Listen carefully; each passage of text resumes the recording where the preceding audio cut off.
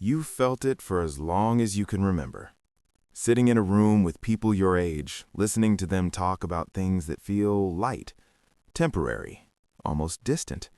And you're there, smiling politely, but inside something feels heavier, older. Not in your body, in your mind, in your chest. You've always felt a few steps ahead of everyone else, or maybe a few steps removed, like you skipped something, like childhood never quite fit, like innocence was a language you never fully learned. And you don't always know how to explain it. You just know that you've never quite felt your age. You feel older, tired in a way that sleep doesn't fix, serious in a way that feels automatic, responsible in ways no one ever asked you to be, but you became anyway. There's a quiet pattern behind this feeling. It doesn't announce itself loudly. It hides behind maturity, behind compliments like, "You're so wise for your age," or "You've always been the strong one." But sometimes what people call maturity is actually early adaptation. You didn't grow up faster because you wanted to. You grew up faster because you had to. Maybe no one said it directly, maybe no one sat you down and handed you responsibility, but you felt it. The tension in the house, the moods you had to read carefully, the things no one talked about. You learned to notice shifts in energy before anyone else did. You learned to stay calm when others weren't. You learned to solve problems that weren't yours. And slowly, without realizing it, you became older on the inside. Psychologists sometimes call this parentification, or emotional hyper-awareness, or survival-based maturity. But you don't need the terms. You know what it felt like. It felt like being the steady one, the quiet one, the one who understood too much. Children are meant to be messy, loud, selfish in a healthy way. They're meant to assume someone else is handling the hard parts. But maybe you couldn't afford that. Maybe you learned early that your emotions were too much, or inconvenient, or unsafe to show. So you managed yourself. You managed others. You became careful. And careful children often turn into serious adults. When you feel older than your age, it's often because your nervous system has been on guard for a long time. You don't just walk into a room, you scan it. You don't just listen to words, you listen to tone. You don't just feel emotions, you monitor them. Is this too much? Too dramatic? Too needy? You measure yourself constantly, and that vigilance ages you. Not physically, but internally. There's a quiet exhaustion that comes from always being aware, always thinking 3 steps ahead, always preparing for something to shift.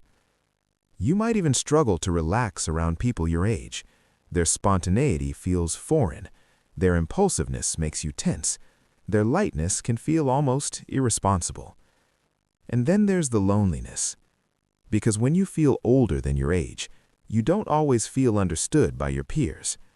You might gravitate toward older friends, older partners, older mentors, or you might just stay alone. Not because you dislike people, but because it's hard to find someone who feels like they meet you where you are. Sometimes people admire your depth, but depth can feel isolating. You've thought about things others haven't. You've processed experiences others didn't have to carry. You see consequences before others do. And sometimes you wish you didn't. Sometimes you wish you could just be naive. Just for a while. There's another layer to this. When you grow up too quickly, you often tie your worth to competence. If you're the capable one, you're needed. If you're needed, you're safe. So you keep being capable. You handle your own problems, you rarely ask for help, you solve things quietly, you absorb pressure. And when you do feel overwhelmed, you don't always show it. Because somewhere inside, there's still that belief. You're the strong one. Strong people don't fall apart. Strong people don't need rescuing. Strong people handle it. But here's the quiet truth. That strength was once a shield. It protected you. It gave you control in environments that felt unpredictable. It made adults trust you. It made you feel valuable. It gave you a sense of stability. It helped you survive. But survival traits don't always soften on their own. They can follow you into adulthood, into relationships, into work, into your inner world. You might struggle to let someone take care of you. You might feel uncomfortable when someone tries to support you. You might secretly resent always being the stable one, while also feeling anxious at the thought of not being that person. It's a strange tension. You don't want the weight, but you don't know who you are without it. There's also grief here. Grief for the parts of you that never got to be young. The carefree part, the reckless part, the part that didn't have to think about consequences. You might notice that when others talk about childhood memories with softness and nostalgia, yours feel complicated. Maybe you remember responsibility more than play. Maybe you remember awareness more than innocence. And sometimes, late at night, you feel tired in a way that feels older than your years, like you've lived multiple emotional lifetimes already. But here's something important. Feeling older than your age doesn't mean something is wrong with you. It means something shaped you early. It means your system adapted. Children are incredibly intelligent in this way. They sense what's needed. They shift to match their environment. If chaos is present, they become calm. If emotions are overwhelming, they become contained. If adults are unstable, they become steady. Not because they're meant to, but because it feels safer. And that adaptation often becomes identity. You start saying things like, "I've always been mature," or "I just think differently." And it's true. You do. But beneath that identity, there might still be a younger version of you that never got to exhale, who never got to drop the role, who never got to just be held without being useful. That younger part doesn't disappear. It just goes quiet. Sometimes it shows up as irritability when you're overwhelmed. Sometimes as emotional numbness. Sometimes as an unexpected wave of sadness that doesn't seem to have a clear cause. It's not weakness. It's accumulated weight. There's also a hidden fear that can sit underneath this pattern. If you stop being the mature one, who are you? If you let yourself be messy, will people stay? If you admit you're tired, will anyone step in? When your identity forms around strength, vulnerability can feel dangerous. Even when you logically know it's safe, even when you're surrounded by people who would support you. Your nervous system learned early that safety came from control, so letting go feels unfamiliar, and unfamiliar can feel unsafe. This is where the conflict lives. The same maturity that makes you wise also keeps you guarded. The same awareness that makes you perceptive also makes you tense.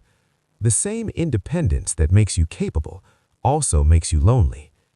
It once protected you. Now it sometimes isolates you. Not because you chose it, but because it became automatic. There's no quick fix for something that formed slowly. There's no switch you flip to suddenly feel your age. But there is something quieter. Awareness. Not analysis, not self-criticism, just noticing. Noticing when you take responsibility that isn't yours. Noticing when you silence your needs to keep the peace. Noticing when you feel older because you're carrying more than you should. And instead of judging yourself for it, you pause. You wonder, where did I learn this? Who needed me to be this way? What was I protecting? Sometimes simply asking those questions softens something, because you start to see that you weren't born heavy. You adapted into heaviness. And adaptation can shift. Slowly. Gently. You don't have to force yourself to be carefree overnight. You don't have to pretend you're someone you're not. But maybe there's space to let yourself be supported in small ways. To admit when you're tired. To allow someone else to handle the plan. To sit in a room without scanning every emotion. It won't feel natural at first. It might even feel wrong. But that discomfort doesn't mean you're failing. It means you're stepping out of an old role. And roles can be released, bit by bit. There's nothing broken about you for feeling older than your age. There's history there. There's intelligence there. There's resilience there. But there's also a younger version of you still inside you, still deserving of softness, still deserving of rest. You don't have to give up your depth. You don't have to lose your wisdom. But maybe you can stop carrying the world alone. Maybe you can let yourself be exactly the age you are. Not older, not younger, just here, breathing. No performance, no role, just you.